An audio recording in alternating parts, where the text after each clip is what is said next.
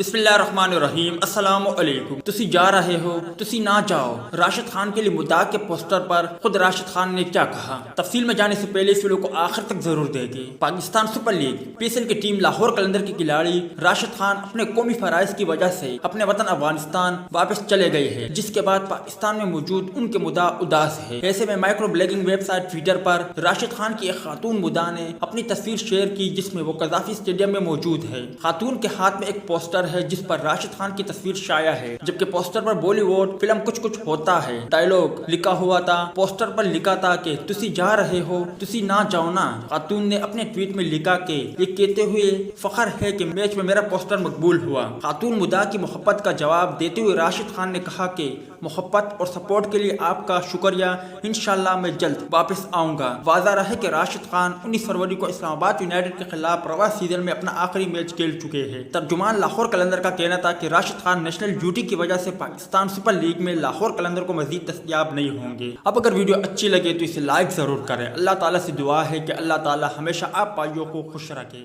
आमीन।